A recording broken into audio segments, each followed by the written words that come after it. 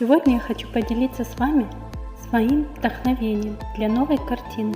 Мне захотелось нарисовать одинокую лодку, плывущую по бескрайнему синему морю. Эта картина будет символизировать одиночество и спокойствие.